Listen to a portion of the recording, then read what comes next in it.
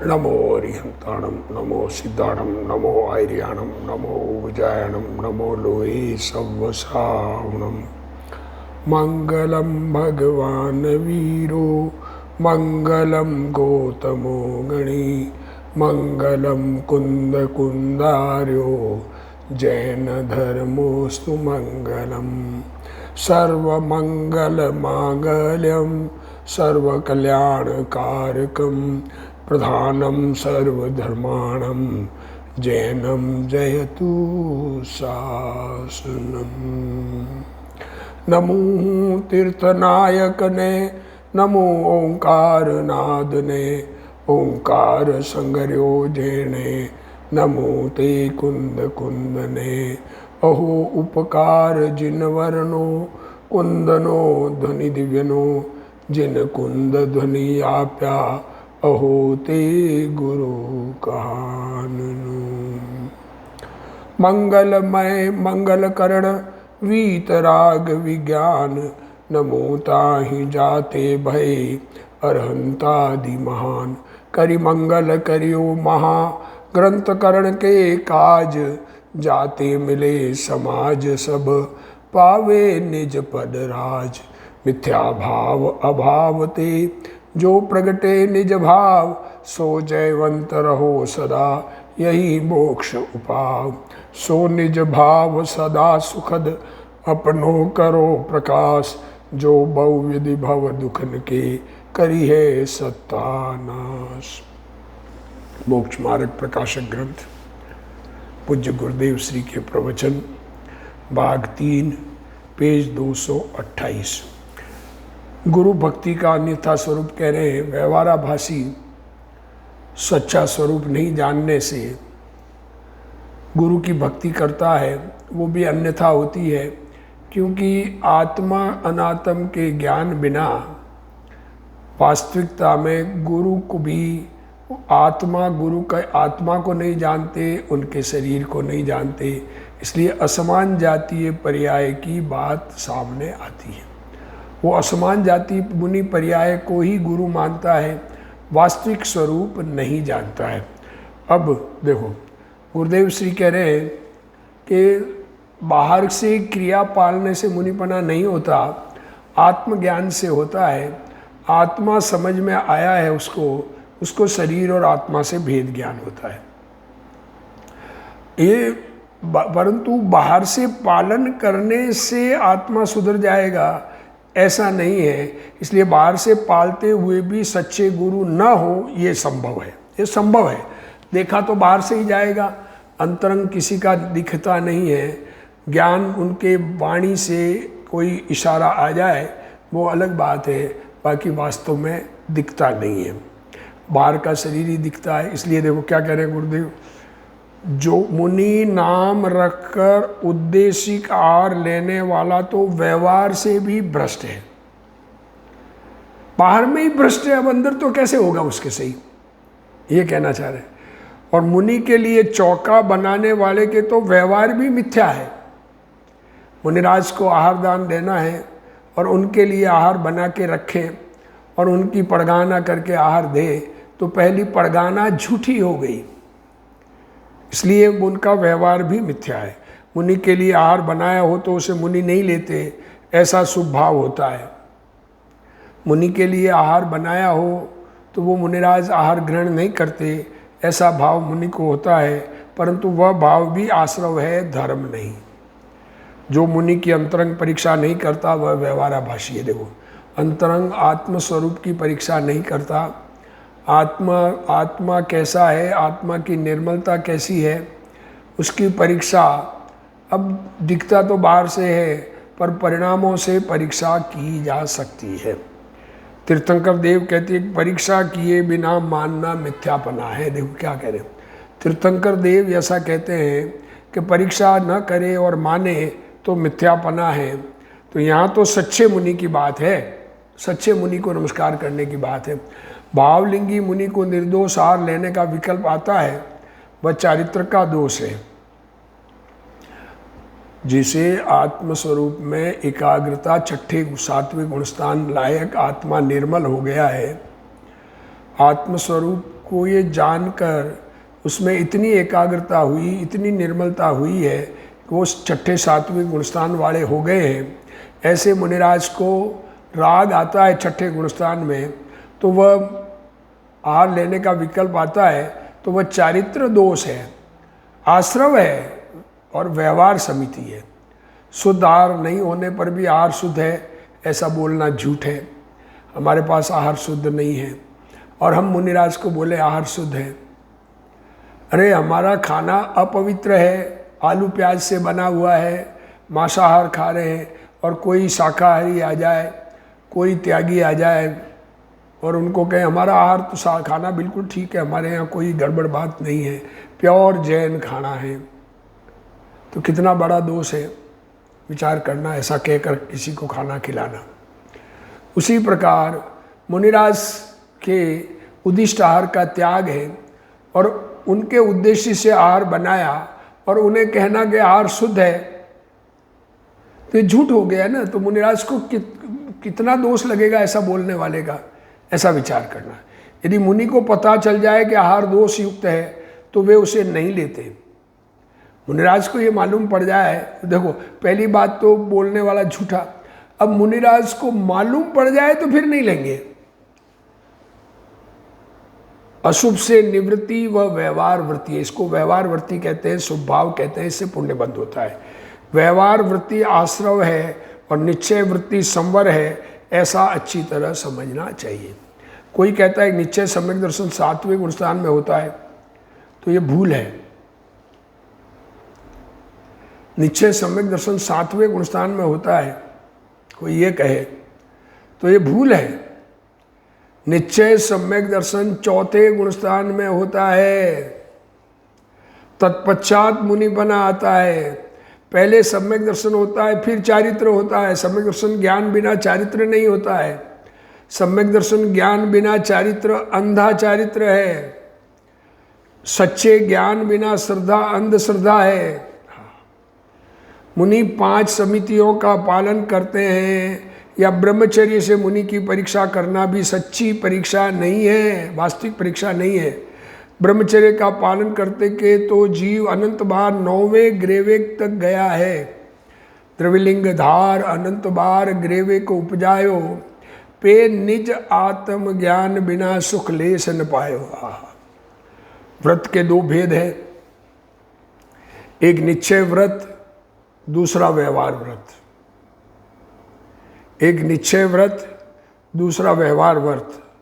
अपने स्वभाव को छूक कर 5 महाव्रत के परिणाम आना वह निश्चय से हिंसा है। क्या कह रहे, आत्म स्वभाव में एकाग्रता न रहकर 5 महाव्रत पालन का परिणाम आवे तो अपने अंदर में वास्तव में खुद की हिंसा हो गई, स्वरूप से च्युत हो गए। स्वरूप से च्युत होना इसी का नाम हिंसा है, परंतु इसलिए निश्चय से हिंसा है। परंतु जिसको आत्मा का भान हो, जिसे आत्मा समझ में आया है, उसके अहिंसा के शुभ भाव को व्यवहार से अहिंसा कहते हैं। जीवों की दया पालने के शुभ भाव को व्यवहार से अहिंसा कहते हैं। हमारे मुनि वस्त्र धन आदि नहीं रखते। मुनिराज के पास न तो कपड़े हैं न धन है, समस्त मूल गुणों का पालन करते हैं। 28 मूल गुण कहे, 5 महाव्रत, 5 समिति, 5 इंद्रिय जय, 6 आवश्यक और 7 अन्य गुण, नग्नपना आदि। अपने लिए पुस्तक नहीं खरीदते, क्या अगर खरीदे कैसे, पैसे ही नहीं है। ऐसे ऐसे शुभ परिणाम भी आश्रव है। खुद न खरीदे, ये खुद के लिए खरीद कर पढ़ने के लिए खरीदते नहीं है। इसमें शुभ भाव है, स्वरूप में लीनता फर्स्ट है, सेकंड तो पढ़ना तो सेकेंडरी है। इन परिणामों से मुनि की परीक्षा करना सच्ची परीक्षा नहीं है। ऐसे मिल भी जाए मुनि बाहर से, तो ये कह रहे हैं कि निर्दोष आहार लेते हैं और राग भाव है, मूल गुणों का अखंडित पालन करते हैं, 28 मूल गुणों का, पर इन परिणामों से मुनि की परीक्षा करना सच्ची परीक्षा नहीं है। अथवा उपवास से, अब ये इतना तक आ गया, फिर उपवास से, इतना उपवास करते हैं, मासों उपवासी। वृत्ति परिसंख्यान, वृत्ति ऐसी ऐसा अभिग्रह लेके आना। मुनिराज दिगंबर संत अभिग्रह लिया कि सामने ऐसा बैल मिले जिसके सींगों में गुड़ की भेदी हो, तो आहार पड़गाना होने पर आहार लेंगे।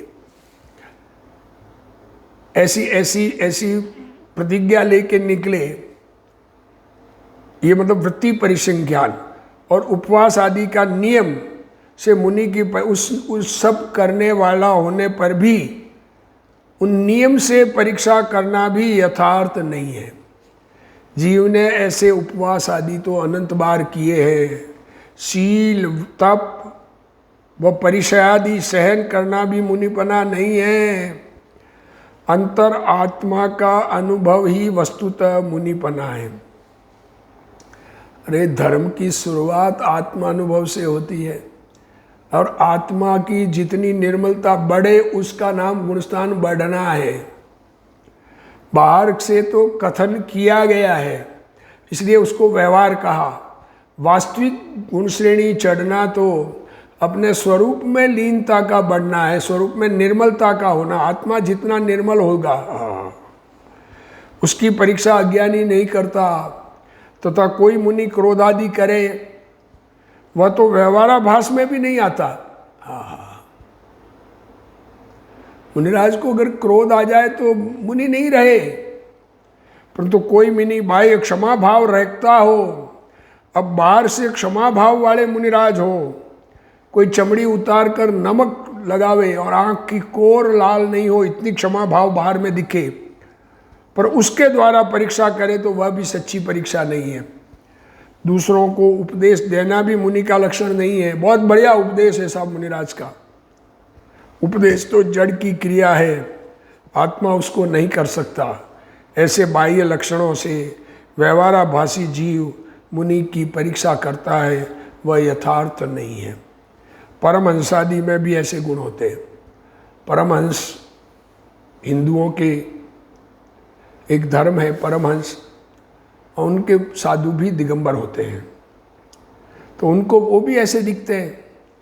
दया पालना, उपवास करना आदि लक्षण तो मिथ्या दृष्टियों के भी होते हैं। दया का पालन, जैसे ईसा मसीह को दया का सागर कहते हैं, तो ये दया पालना, उपवास करना आदि लक्षण तो मिथ्या दृष्टियों में भी होते हैं।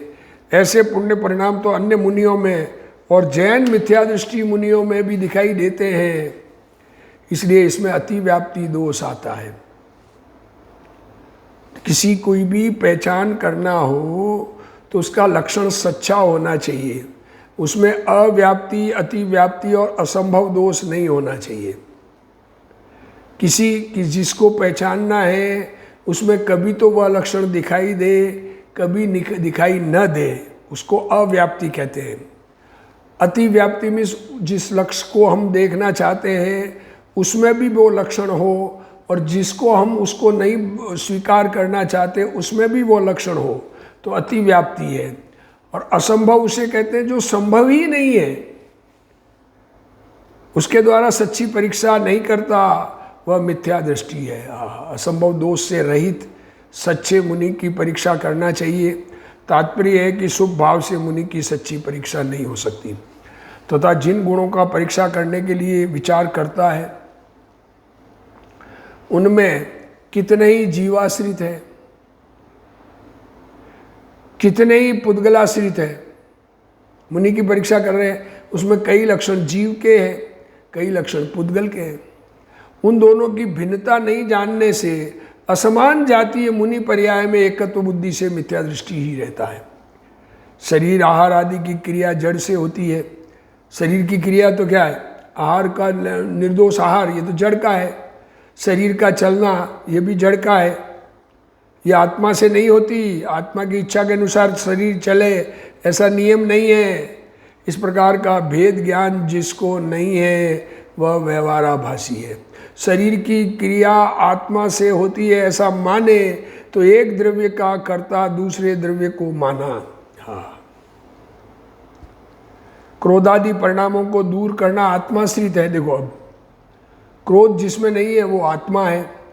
शुद्ध परिणाम, शुभ परिणाम, आत्मा की निर्मलता, और आत्मा में शुभ भाव, दया दान व्रत भक्ति आदि, और शरीर की क्रिया, ये जड़ परिणाम, इन तीनों की स्वतंत्रता का भान अज्ञानी को नहीं है।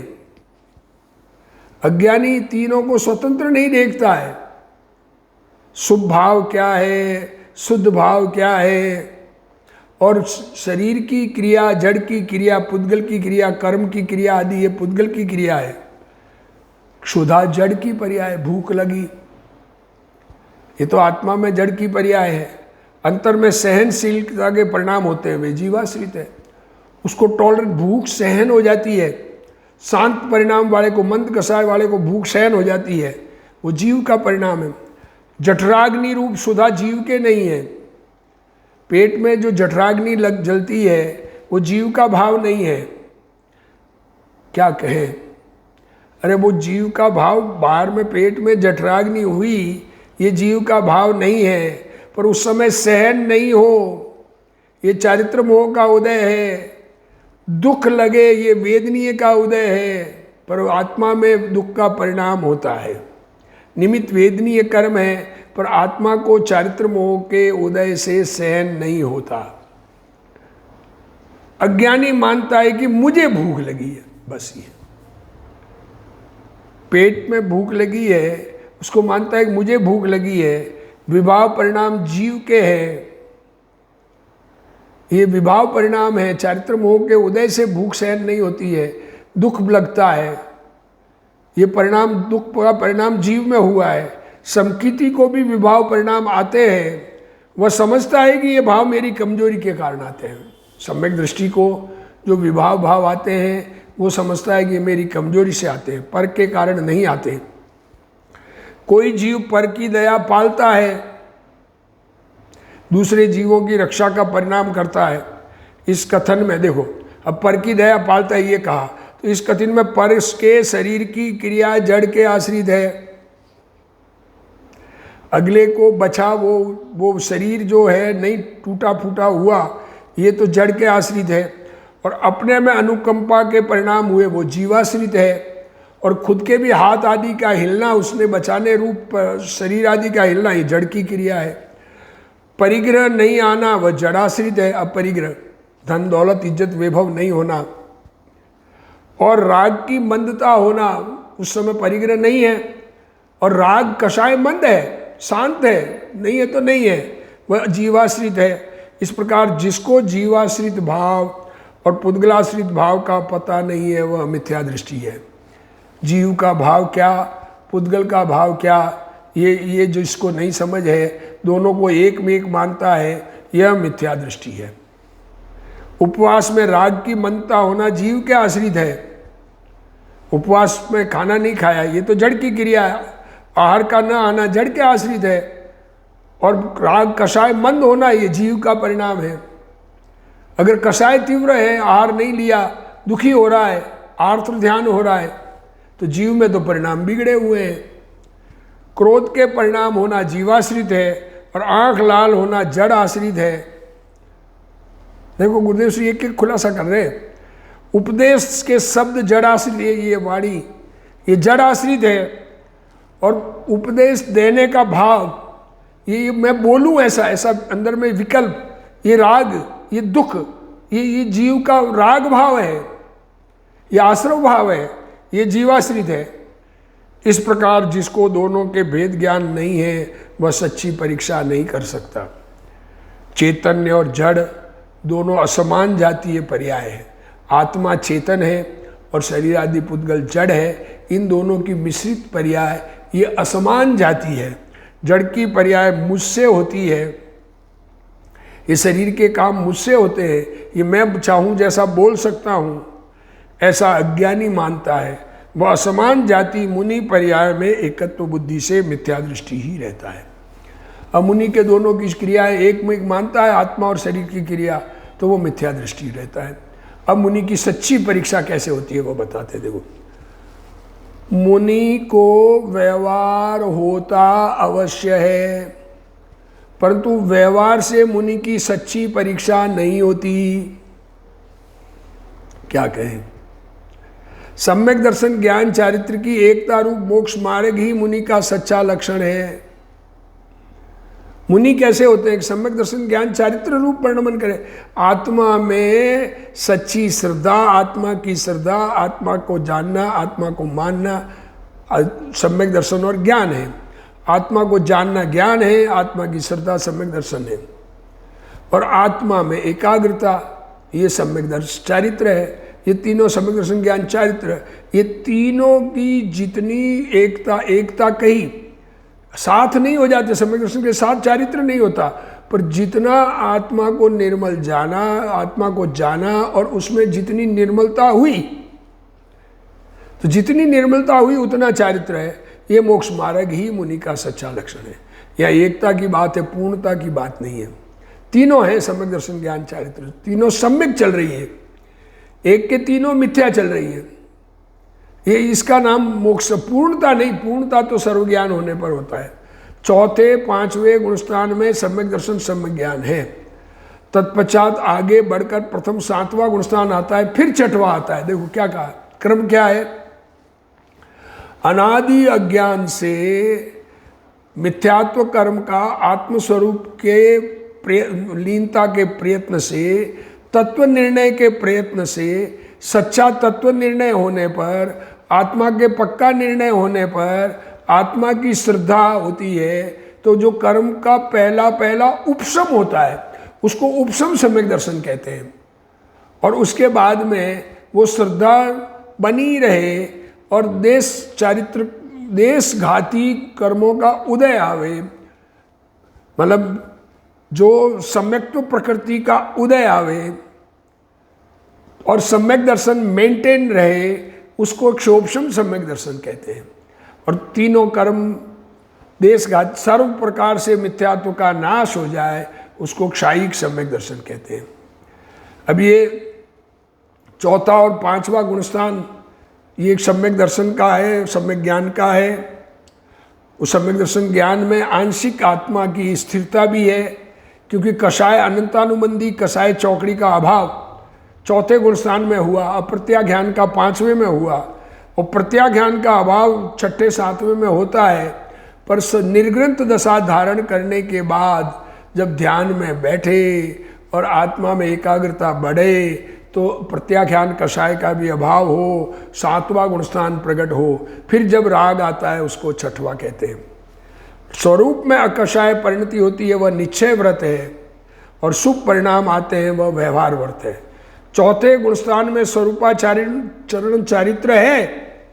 स्वरूप अपना स्वरूप चेतन स्वरूपा, खुद को चेतनामय स्वीकार कर लिया, चेतनामय। अब बाहर की क्रियाएं मेरी है ऐसी लगती ही नहीं है ज्ञानी को। देवादिक की श्रद्धा सम्यक दर्शन नहीं, उसको व्यवहार कहा है। शास्त्र पठन सम्यक ज्ञान नहीं, और 28 मूल गुणों का पालन चारित्र नहीं, सम्यक चारित्र नहीं।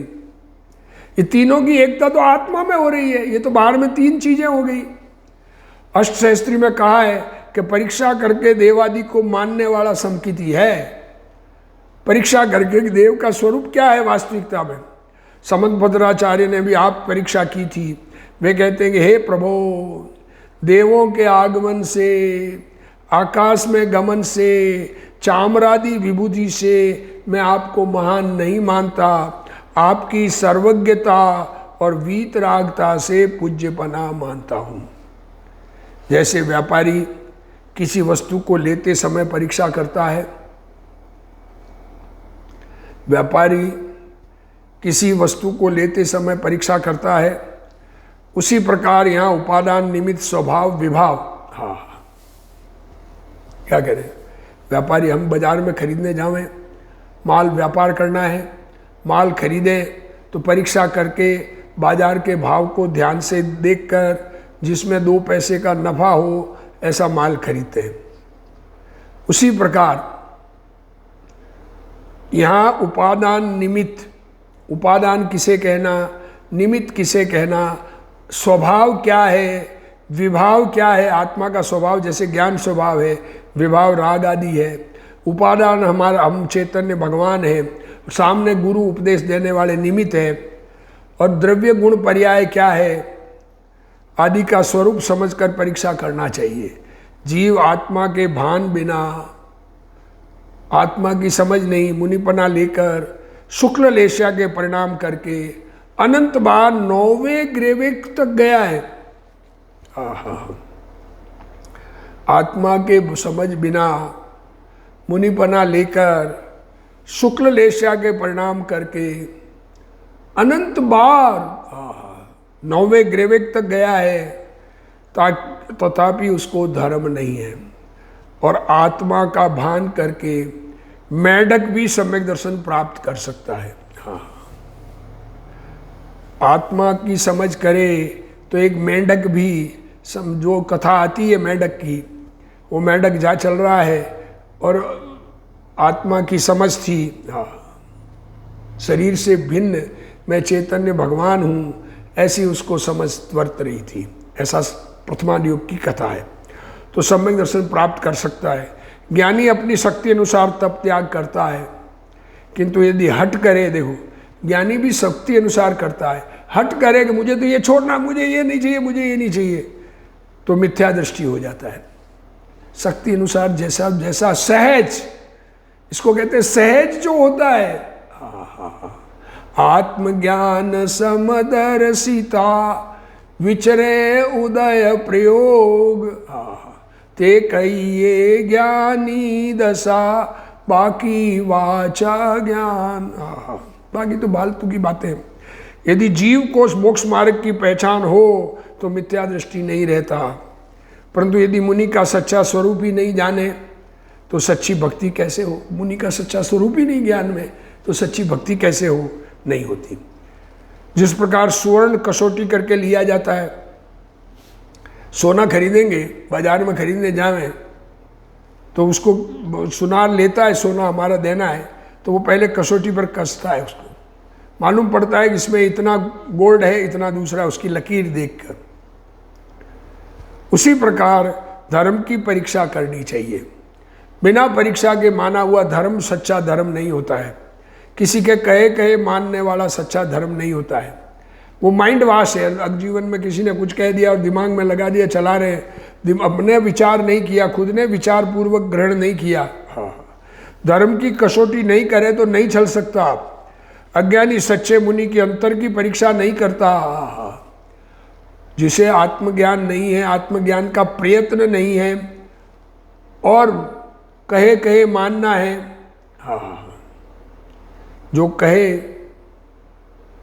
धर्म बुद्धि तक की बात आई, अपने जन्म से कुल अपेक्षा, आज्ञा से मानना बिना परीक्षा के, और किसी लौकिक आशा से, और चौथा लिया धर्म बुद्धि से।